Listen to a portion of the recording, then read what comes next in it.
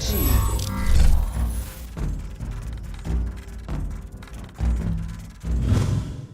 Welcome into Studio de Jeffrey, everybody. It's nice to see you. Welcome. As soon as this video is done, I want you to know that I'm going to go back to the living room and finish watching Kobe drop 60, and it's going to be glorious. Today I want to kick around a couple of things. Bucky Brooks from NFL.com, former NFL scout, dropped his first mock draft of the year. And if you hate mock drafts, you might hate my channel because I think they're fun. Pointless? Maybe, but still fun. Let's see what people think. What do you think fits for the Cowboys? Who else was available? What would you have done? All these things are fun. Remember, every day you can leave in the comments what you would like tomorrow's video to be about. So I do have a couple of questions from the last video. You guys, what do we got here? Matthew White and Mike Petty, Cliff Tyler. Got a few folks who had ideas they wanted to hear about today, which I will get to. But first, I want to work through Bucky Brooks' mock draft with you guys and present to you the different scenarios. Now, I'll rapid fire the first picks because, well, you know what? This is for everybody. It's not just for Cowboy fans. This is NFL content. This is NFL draft content. Number 1, Joe Burrow, Cincinnati. I think that's a gimme. You can go ahead and lock that one in and pen. Done. Chase Young, Ohio State to Washington. Done.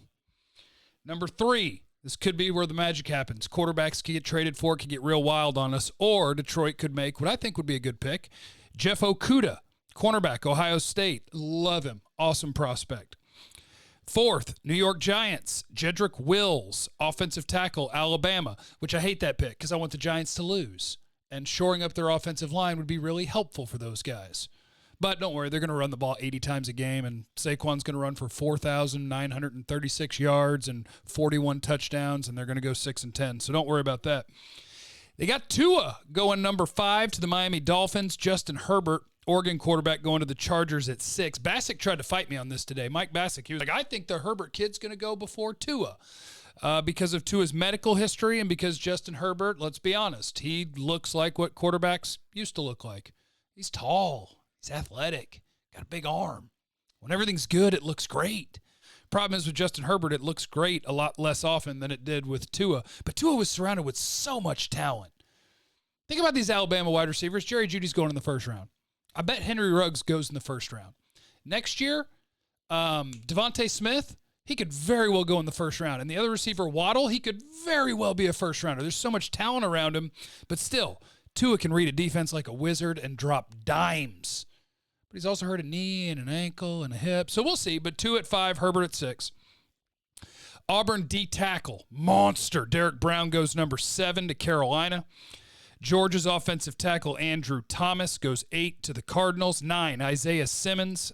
They list him as a safety, but you can call him a safety or a linebacker, whatever you want to call him, to Jacksonville at 9. Tristan Wirfs from Iowa is pick number 10. The offensive tackle for the Browns there. Mekhi Becton, offensive tackle, Louisville, to the New York Jets. That's a lot of offensive tackles pushing a lot of talent down towards 17. CeeDee Lamb goes 12 to the Raiders. Love it. Jerry Jeudy goes 13 to the Colts. Love it. There go our top 2 wide receivers, though. Dang it. Tampa Bay's here to ruin our dreams, too. Javon Kinlaw, number 14 to Tampa Bay. Could you imagine Vita Vea and Javon Kinlaw playing next to each other? Holy cow. Now, they'll keep Jameis around, so they'll throw 36 picks and go 8-8. But that's a fun front. 2 picks away from the Cowboys. T. Higgins, Clemson wide receiver, goes 15 to the Broncos. Well, that's some big boys in Denver. T. Higgins and Cortland Sutton. Kayvon Chason, LSU defensive end or edge, whatever you want to call him, goes to the Atlanta Falcons at 16, and now we are staring at the Cowboy pick, number 17. Bucky goes with Henry Ruggs III, wide receiver, Alabama. Now, if we can just forget all context about, how does the team look as a whole? What are the decisions are they going to make with the salary cap? Just telling me that I could have Henry Ruggs in my offense? Holy cow. It's time to drop 40 burgers on everybody. You put that speed, and we're talking Tyreek Hill speed. Henry Ruggs is going to run the 4.2s at worst at the combine. I want to see him touch the 4.1s. I'm just saying. You put Henry Ruggs out there. Now, in this scenario, I'll say Randall Cobb signs elsewhere and you keep Amari Cooper and you have Michael Gallup with Henry Ruggs, oh, my God. Oh, all the points. If they don't score all the points, then I'll fire Dak.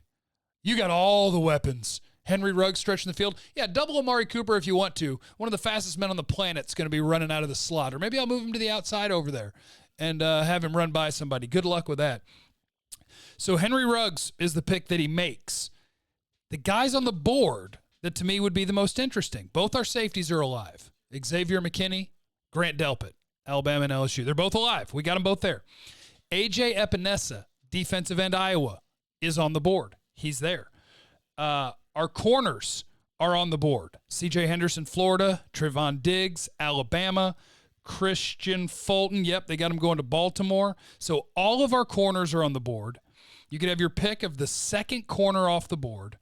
You could have Henry Ruggs playing wide receiver. You could have A.J. Epinesa playing defensive end. You could have either one of those safeties.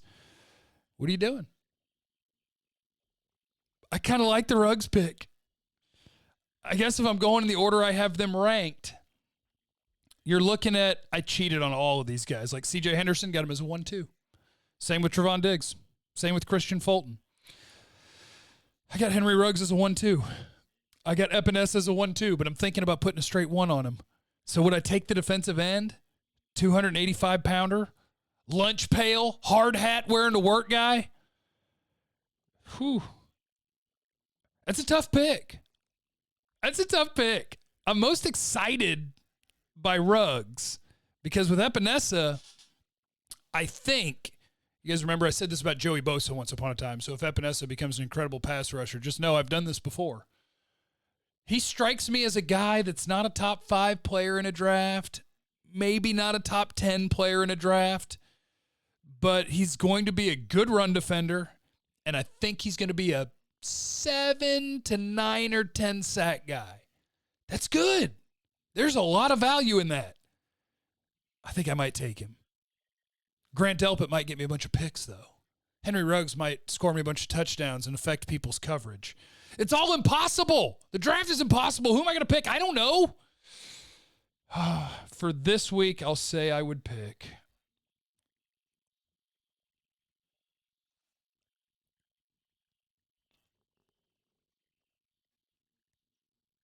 A.J. Epinesa.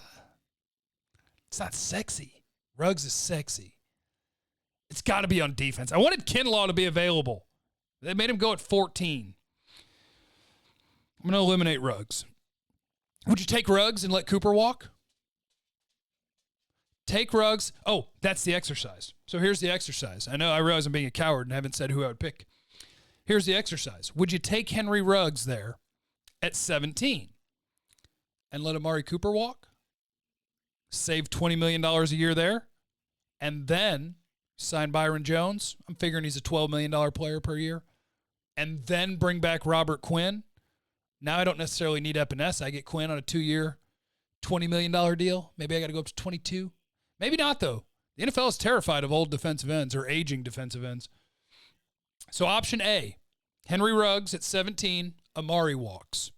With that money, you pay Byron, you pay Robert Quinn. You keep your best corner, you keep your number 2 pass rusher, and you add a wide receiver who could he replace Cooper's production as a rookie? I doubt it, but you add another very viable threat at wide receiver. Or would you go route 2? Draft A.J. Epinesa at 17. Now Quinn can walk. I think Byron's going to have to walk too in this scenario because if we're giving the $20 million to Coop, we're going to let the other 2 walk for now. We can revisit that later on. You extend Amari Cooper, your receiving core, you return intact, or we can talk in the second round. Let me see if I got my board pulled up. In the second round, we can just see who's available out of Jalen Reagor, Michael Pittman, Laviska Shenault, Brendan Ayuk, down to KJ Hamler, Devin Duvernay, Justin Jefferson. There's a ton of good receivers here. I might strike Ruggs away just because there's so many good ones available if I can get them at the right spot. A.J. Epinesa at 17, extending Cooper. Quinn, Byron walk. Scenario 3, draft one of the secondary players. Byron and Quinn walk. and keep Amari Cooper. But you've added the corner to replace Byron right there in the first round. The defensive line pick is tough because if I pick D-line, it all depends on what they do with these free agents. That's what we need, Cowboys. We need the clarity on what you're going to do with these free agents so we can figure out which route we're going to go. But it's fun exercises. I enjoy it. Just for fun, I'm going to stay true to the brand. I'm here for 40 burgers. Take Ruggs at 17 and extend Cooper. Let Cobb walk. Ruggs, welcome to playing the slot in the NFL. Go run real fast. I got Coop. I got Gallup. And sometimes I'm going to move Coop to the slot. And Ruggs, you can go over there and run real fast. It's going to be great. Let's see. From yesterday's video, or I guess this was this morning's video, Matthew White says, thank you for the words, Jeff. I got words. I say words. I'll help with the topic. Say the Cowboys trade their first-round pick for Jamal Adams to shore up the safety position. Who do you think will be a realistic option for Dallas in the second round? Who would you want that may be there? Right now, where I am and watching tape, my second round, and I'm going to find more corners as I work through my secondary guys, I like Jordan Elliott, the defensive tackle from Missouri. I think that guy has got some serious power, some solid athleticism. Doesn't really know what he's doing yet, but I think he's kind of I'm going to go super high praise here. I didn't love Chris Jones in college because I didn't think he was necessarily a finished product. I think Jordan Elliott has some of the tools to become somebody like Chris Jones, where he's a big old boy, but he's got some athleticism. He's got so much natural power and even some slipperiness. I like the Missouri defensive tackle. I also like Matabike, the defensive tackle at A&M. Neville Gallimore, the defensive tackle at Oklahoma. Maybe Ross Blacklock, the TCU defensive tackle. The Auburn kid, Davidson, had a nice week at the Senior Bowl. They play him as a defensive end in their scheme. I think he's a 3 technique. And at the Senior Bowl, he showed up at 297 pounds, so he's ready to move inside. He's an interesting name. Edge players, Bradley and I at Utah. Julian Okwara at Notre Dame.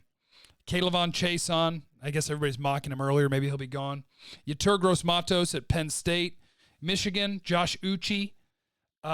There's some really interesting names on the defensive line in the second round. The second round might be really hot for defensive linemen or for wide receivers. In your scenario, I did what? I already traded for a safety. I traded my first rounder for a safety, and then I add a nice defensive tackle. I'll take Jordan Elliott, guy who can kind of play the one, but I think he'd develop into a good pass rusher too. Yeah. And then I'll pick a wide receiver in the third round. We're having fun, aren't we? Let's see. Mike Petty. He says, we got one tight end under contract, and that's Schultz. Jarwin is a UFA. He's an RFA, technically. He's a restricted free agent. So he'll be a Cowboy unless they don't want him. That's only 2 tight ends. One we've seen do well when used and still needs work, and the other looks to be a depth player in Schultz. Anyway, can you touch on us drafting a tight end, and where do we go, or do we go the free agency route? I'll hang up and listen. Thanks. Tight ends are on the docket for this week. I'll give you the names of the guys I'm interested in so far based on either Senior Bowl or what I have seen of them. Harrison Bryant, Florida Atlantic. He was great at the Senior Bowl. Hunter Bryant, Washington. I know he's been really productive for multiple years at Washington. Cole Kmet at Notre Dame, just on what I've heard about him.